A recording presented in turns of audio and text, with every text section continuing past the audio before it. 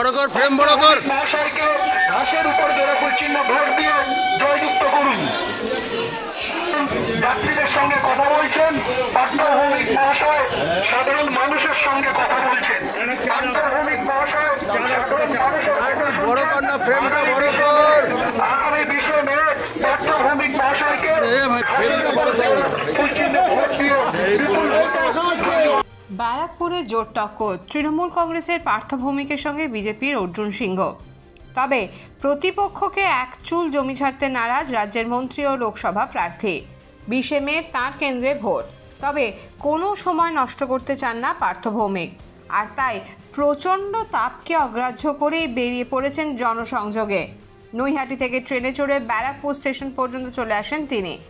যাত্রীদের সঙ্গে কুশল বিনিময়, ইয়াং জেনারেশনের সঙ্গে সেলফি থেকে চায়ের কাপে চুমুক, সবেতেই আছেন তিনি, তাও হাসি মুখে। সংবাদ মাধ্যমের মুখোমুখি হয়ে কি বললেন পার্থ ভৌমিক, কি প্ল্যান রয়েছে ব্যারাকপুর লোকসভা কেন্দ্রের জন্য, শুনে নেব। আসলে পাড়ায় পাড়ায় প্রচার করছি তো, তাহলে যারা অফিস যাত্রী তাদের সাথে আমার কন্ট্যাক্ট হচ্ছে না, তারা বাড়ি থেকে বেরিয়ে যাচ্ছে। তাদের সাথে যাতে দেখা হয় তার জন্য ট্রেনে প্রচার করছি। আপনারা তো দেখলেন প্ল্যাটফর্মে সব লোক এসে আমাকে হাত ধরছে। আমি মানুষের কাছে পৌঁছে মমতা ব্যানার্জির কথা বলছি এবং মানুষের স্বতঃস্ফূর্ত সাড়া পাচ্ছি।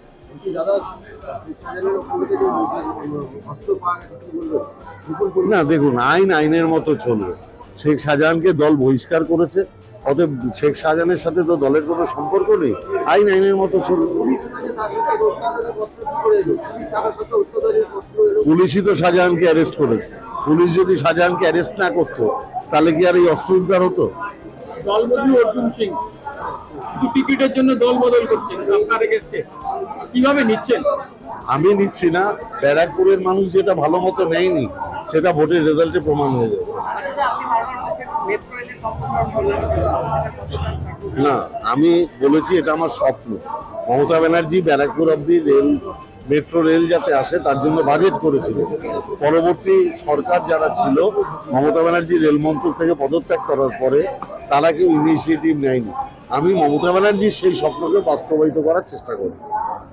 ইন্ডাস্ট্রিয়াল এরিয়া ব্যারাকপুর, এখানে গুন্ডারাজ নিয়ে একটা নানান কথা আছে, এটাকে কিভাবে আপনি সামলাবেন বলে ভাবছেন?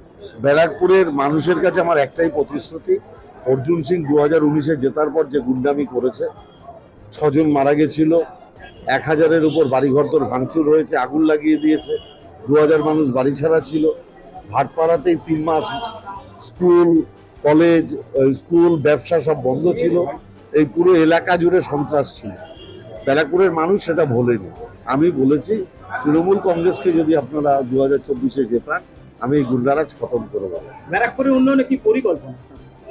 প্রথম পরিকল্পনা হচ্ছে যারা চাকরি প্রার্থী তাদের জন্য আমি একটা এডুকেশন হাব করব, যেখানে তাদের চাকরি পরীক্ষার ট্রেনিং দেওয়া হবে। আমি মনে করি ব্যারাকপুর লোকসভার অন্তর্গত ইয়ং ছেলে মেয়েদের জন্য, যারা পড়াশোনা করেছে চাকরি পেতে চায়, এটা তাদের সামনে একটা নতুন দিশা খুলে দেবে।